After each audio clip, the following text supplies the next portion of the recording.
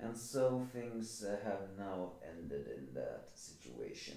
And while some may not exactly like this conclusion, again, it is summarizing that this is a different era, different timeline, or even a different situations. So it's what do you say? More happy end of it all for the Aoi Cosmos saga. But yeah, this is me, the Angry Fan, the Despair reviewer, although I technically only reviewed Eden Zero, and which will probably be my very last manga review. And this is chapter 2-5, no, 2-4-5, like Deep Blue Sky.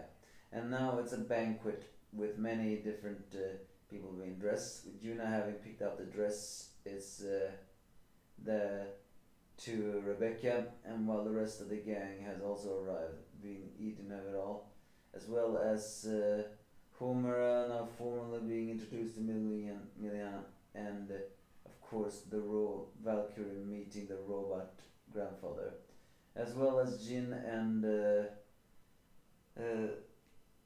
Jin meeting up with Cullen now with all this.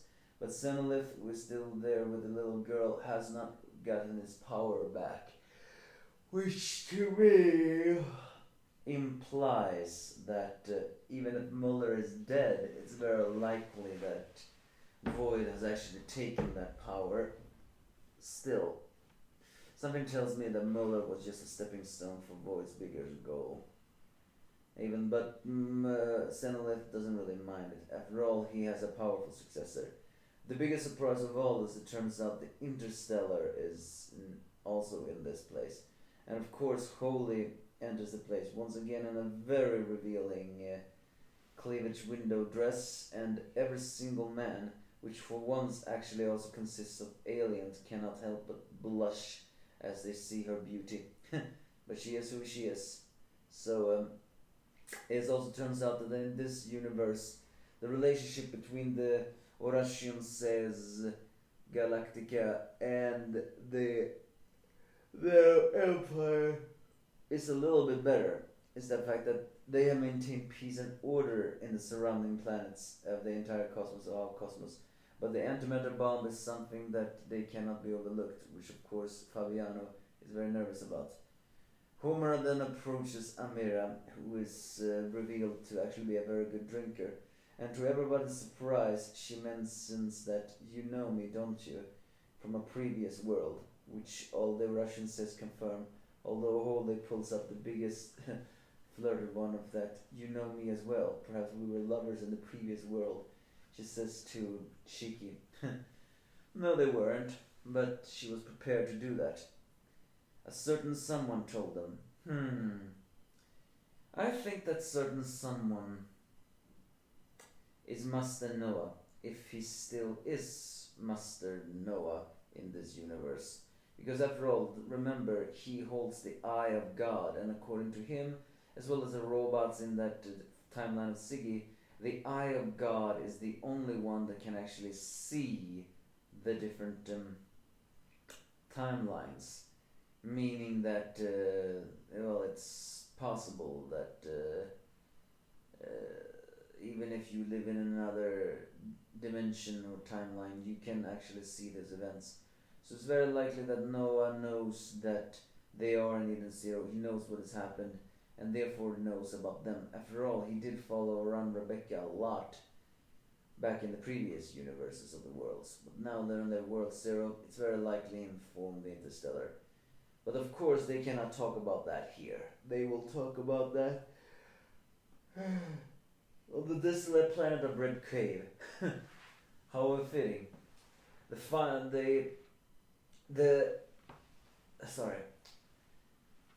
place that kicked off the Our Cosmos saga in the previous world will end the revival Our Cosmos arc in the Red Cave. Either way, so then Shura appears on the screen, addressing the people as well as the machine, mentioning that the tire of Cousin Wolfrey has apparently... No, actually, this is a small reveal on why the Nero Empire has been what it has been. Apparently there were constant warfare throughout the cosmos of Aoi, so Nero conquered the many planets or invaded them because, well, he guess was tired of constant warfare. But now it has grown too big and become a threat. So Shura in this universe says that he will not expand it for form dictatorship. So therefore he will abolish the imperial government and hereby announce the beginning of the Aoi Cosmos Republic. So a country without a king, basically. And so he also introduced the friends and allies that helped save them. None other than the Eden Zero crew. Oh, the ladies look so beautiful in that scene, and even the people do even an Aoi salute, which is a bow. This is a very nice scene, embracing the sea of the deep sea, and this is serious gratitude. Of course, Shiki says they don't need to because they're friends. So yeah, this is truly not the same Shura, the same complete monster from the previous universe, a complete 180. But now he will dissolve the empire and now only a republic, huh? A country without a king, huh? Well, whatever happens now, no idea.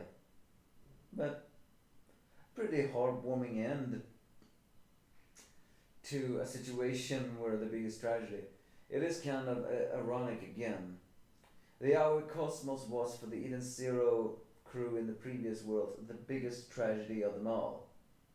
And arguably, this arc here ended with probably one of the biggest heartwarming moments of it all. So ironic. But yeah, I know a lot of people are not gonna like this because, well, they are jerks. So yeah, now comes the biggest question though. What happens now? Well, we got a clue. They're gonna go to red planet, and they're going to we're probably gonna get a small info dump. And Noah's gonna be introduced and all that stuff. Of course, though, what we're going after that will be the real question. Because now we've basically been catching up to every single arc of the previous worlds being retconned in the Universe Zero. So all that is left now is technically the previous arc of Yukino Cosmos, meaning that the battle against Void should be there. But you give me your thoughts if you have any.